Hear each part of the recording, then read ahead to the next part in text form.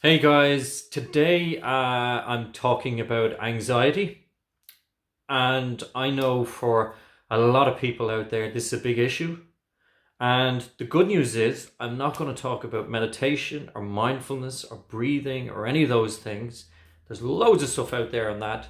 But what I am going to talk about is just where it comes from, how to manage it better, and to give you some strategies as to how to work with it.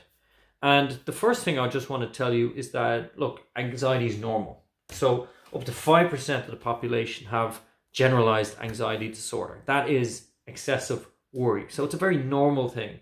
Lots of people have some form of anxiety. I have anxiety. And how I cope with that is I go running. It's my way of dealing with things. The second thing is that where it comes from are triggers. And there's what we call external triggers or internal triggers. And an external trigger could be like this global pandemic.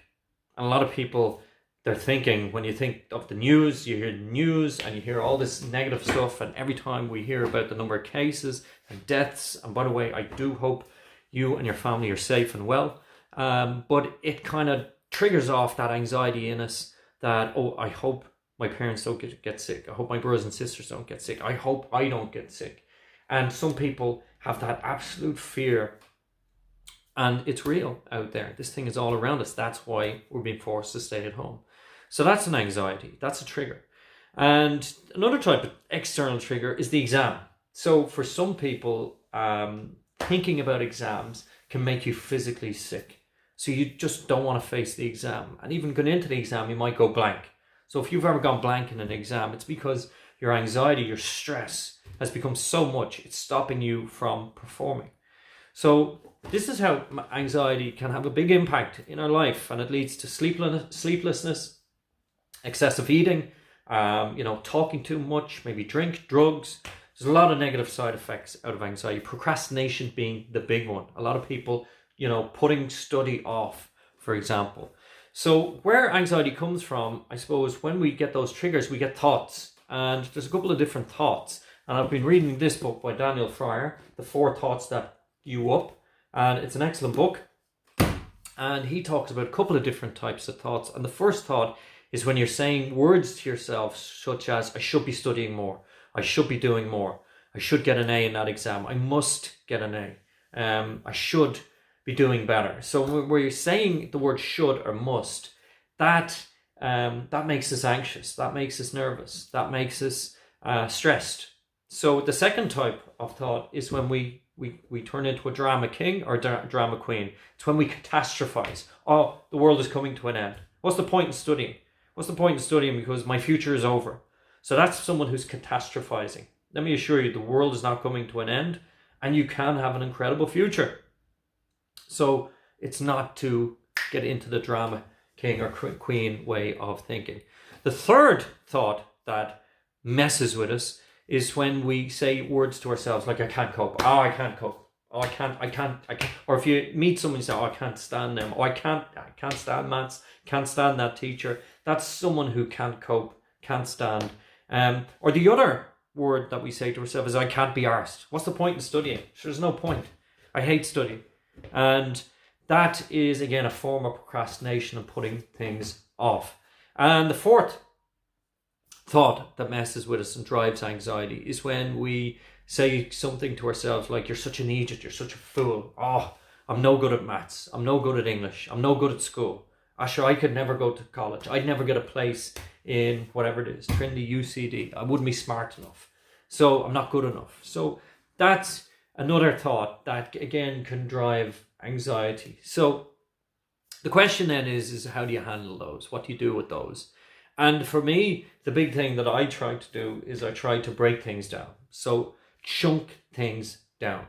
So very simple example. I have an essay due in very soon. It's 2,500 words. I've broken it into 5 sections, and I'm going to do 500 words per section. And for the next 5 days, if I do 500 words a day, then I'm in business. Okay, that's how you break things down. When I went back and did Leaving Cert History, there was 24 chapters on the course. There was 4 parts to the paper. That meant there was 6 chapters for each part of the paper. And what I did was I looked at the past paper, spoke to my teacher. I focused on 12 chapters. I call them topics or hot topics.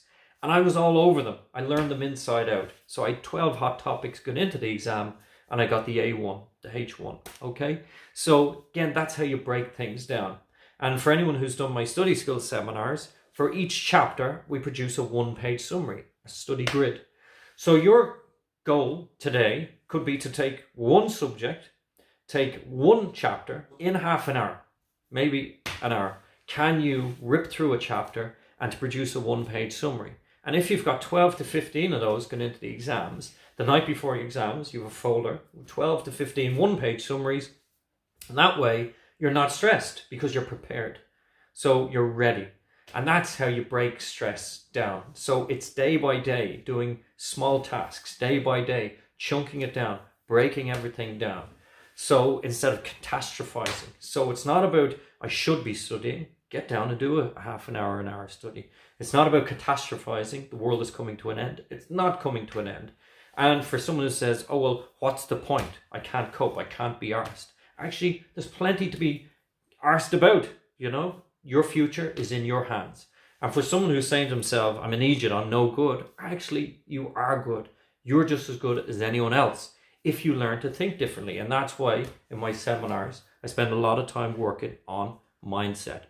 So I hope this has given you some strategies to help you manage your anxiety better. As I said, it is normal, but if you learn to work with it, break things down, you find things are so much more achievable and doable.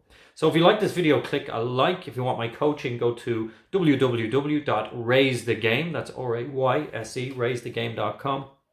And remember, guys, day by day, we are raising the game.